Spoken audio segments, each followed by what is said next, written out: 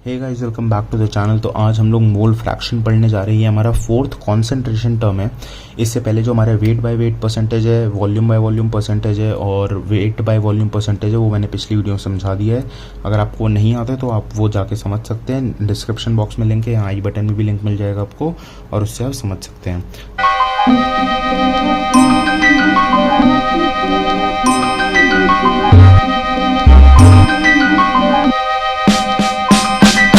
तो आज हम स्टार्ट करने जा रहे हैं कि मोल फ्रैक्शन हम कैसे निकालते हैं। तो मोल फ्रैक्शन जो रिप्रेजेंट हम करते हैं ना, तो पहले हम देख लेते हैं कि उसको रिप्रेजेंटेशन का ऐसा साइन होता है, कुछ हल्का सा एक्स होता है और हल्का हल्का घुमा देते हैं और उसके नीचे सबस्क्रिप्ट लिख देते हैं जिसका भी हम मोल फ्रैक्शन निकाल रहे हैं। और इस सिंबल को हम क्या बोलते हैं? जीटा बोलते हैं। जीटा बोलते हैं। कहीं कहीं ये आपको सिंबल ऐसा भी बना हुआ दिख सकता है, तो जैसा आपका मन करे वैसा बना दीजिए। ऐसा ऐसा भी कुछ दिख सकता है, ठीक है। और तो अब समझते हैं मोल फ्रैक्शन होता क्या है। मान लीजिए हमारे पास दो मॉलिक्यूल्स हैं, ठीक है। एक है हमारे पास ए, दूसरा है हमारे पास बी। उसका हमने देखते हैं कि नंबर ऑफ मोल्स कितने कितने हमारे पास। तो 1 है हमारे पास ए और 3 है हमारे पास बी। तो मोल फ्रैक्शन का फॉर्मूला क्या होता है? मोल फ्रैक्शन का फॉर्मूला होता है, अगर हम जैसे ए के निकाल रहे हैं मोल फ्रैक्शन ऑफ ए, तो उसका होएगा number of moles of A upon total number of moles. अब देखिए कैसे निकालना है। पहले हम टोटल नंबर ऑफ मोल्स निकाल लेते हैं। 1 + 3 कर देंगे तो कितना आ जाएगा? 4। ये क्या है? हमारे टोटल नंबर ऑफ मोल्स। अब अगर हमें मोल फ्रैक्शन ऑफ ए निकालना है तो ए के मोल्स कितने? 1 और टोटल कितने हैं? 4। तो 1/4 हमारा ऐसे आ गया। अब हम देखते हैं कि एक्स ऑफ अगर बी निकालना है तो क्या आएगा? तो हमारा क्या आ जाएगा? मोल्स ऑफ बी कितने? 3 और टोटल मोल्स है 4।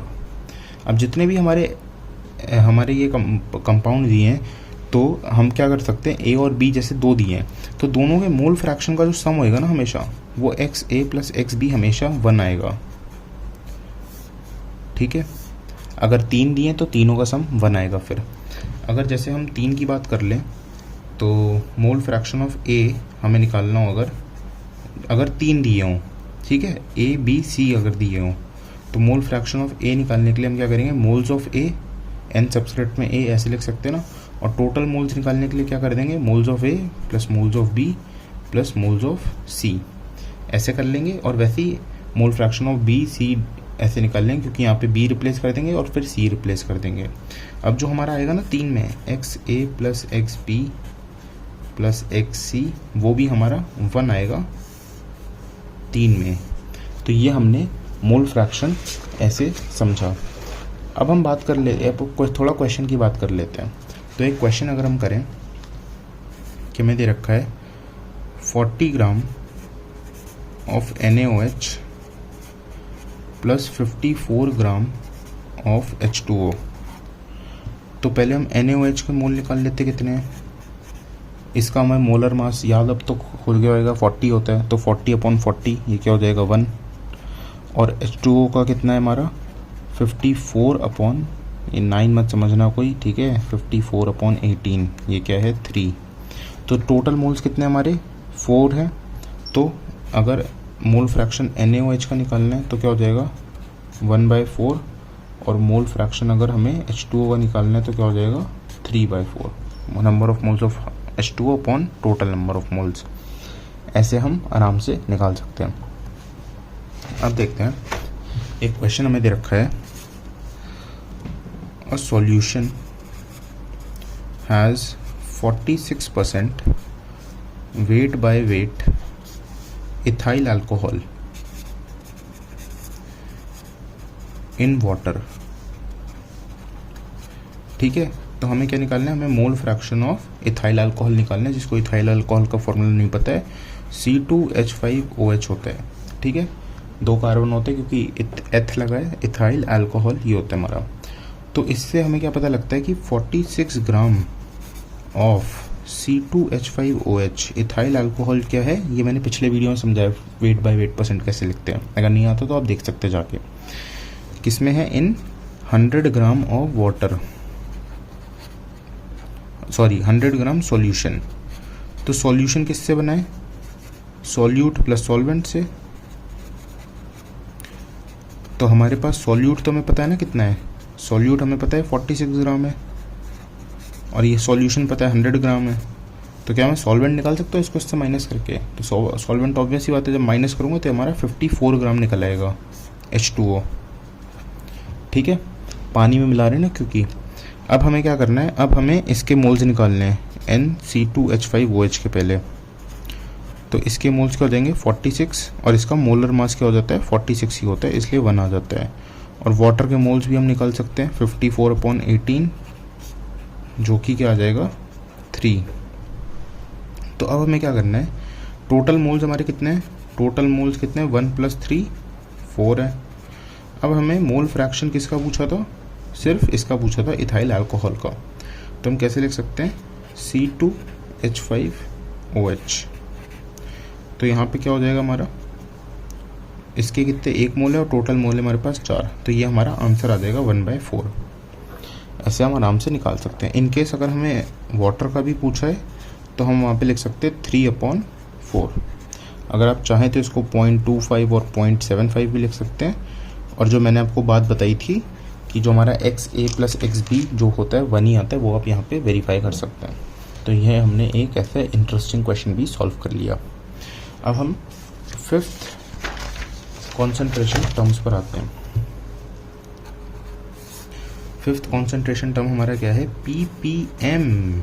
ppm क्या है, पार्ट्स पर मिलियन, पार्ट्स पर मिलियन दोस्तों।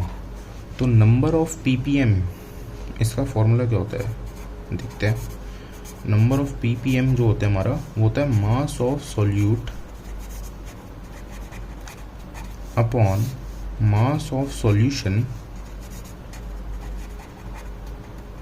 इंटू 10⁶।